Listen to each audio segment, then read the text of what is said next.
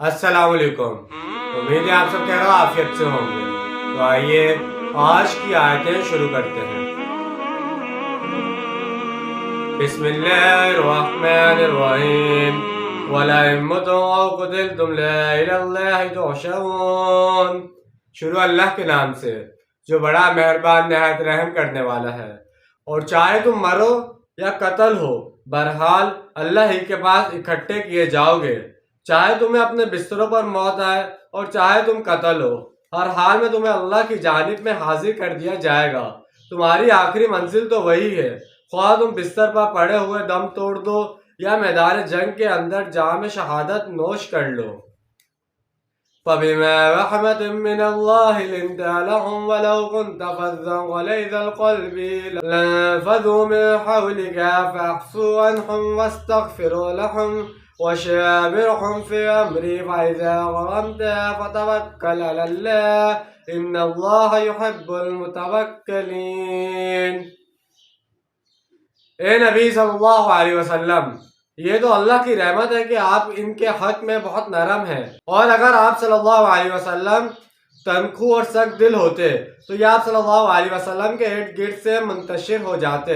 بس آپ ان سے درگزر کریں اور ان کے لیے مغفرت طلب کریں اور معاملات میں ان سے مشورہ لیتے رہیں۔ پھر جب آپ فیصلہ کر لیں تو اب اللہ پر توکل کریں، یقیناً اللہ تعالیٰ توکل کرنے والوں کو پسند کرتا ہے۔ اس سورہ مبارکہ کی یہ آیت بہت اہم ہے۔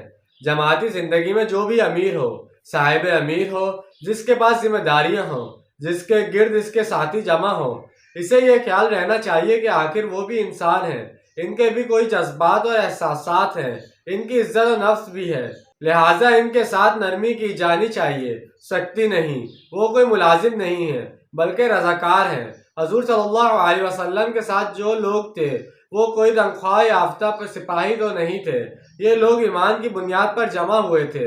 اب بھی کوئی دینی جماعت وجود میں آتی ہے تو جو لوگ اس میں کام کر رہے ہیں وہ دینی جذبے کے تحت جڑے ہوئے ہیں، لہٰذا ان کے امراء کو ان کے ساتھ نرمی رویہ اختیار کرنا چاہیے۔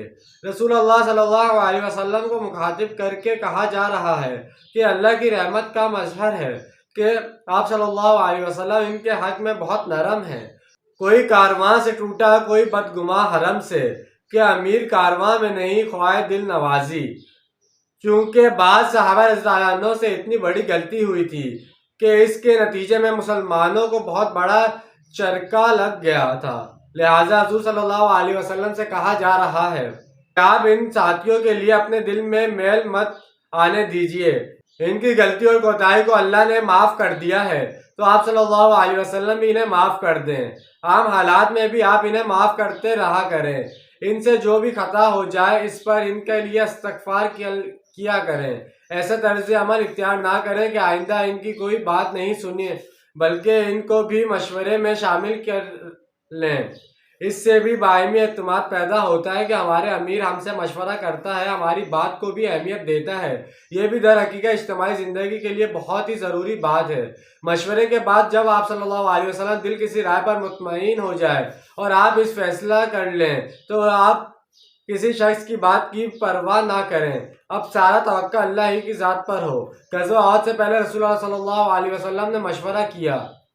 اس وقت کچھ لوگوں کی رائے وہی تھی جو حضور صلی اللہ علیہ وسلم کی رائے تھی، یعنی مدینہ میں محصور ہو کر جنگ کی جائے، لیکن کچھ حضرات نے کہا ہم تو کھلے میدان میں جنگ کرنا چاہتے ہیں، ہمیں تو شہادت کی موت چاہیے۔ تو حضور صلی اللہ علیہ وسلم نے ان کی رعایت کی اور باہر نکلنے کا فیصلہ فرما دیا۔ اس کے فوراً بعد جب آپ صلی اللہ علیہ وسلم سے عائشہ رضی اللہ عنہ کے حجرے سے برآمد ہوئے تو خلاف معمول آپ صلی اللہ علیہ وسلم نے زرہ پہنی ہوئی تھی اور ہتھیار لگائے ہوئے تھے۔ اس سے لوگوں کو اندازہ ہو گیا کہ کچھ سخت معاملہ پیش آنے والا ہے، چنانچہ ان لوگوں نے کہا کہ حضور صلی اللہ علیہ وسلم ہم اپنی رائے واپس لیتے ہیں، جو آپ صلی اللہ علیہ وسلم کی رائے ہے آپ اس کے مطابق فیصلہ کیجئے۔ لیکن آپ صلی اللہ علیہ وسلم نے فرمایا کہ نہیں، یہ فیصلہ برقرار رہے گا۔ نبی کو یہ زیبا نہیں ہے کہ ہتھیار باندھنے کے بعد جنگ کیے بغیر انہیں اتار دے۔ یہ آیت گویا نبی اکرم صلی اللہ علیہ وسلم طرز عمل کی توثیق میں نازل ہوئی ہے کہ جب آپ ایک فیصلہ کر لیں تو اللہ پر توکل کیجیے۔ تو جیسے کہ آج ہم نے 2 آیتوں کا ترجمہ تفصیل بیان کی ہے۔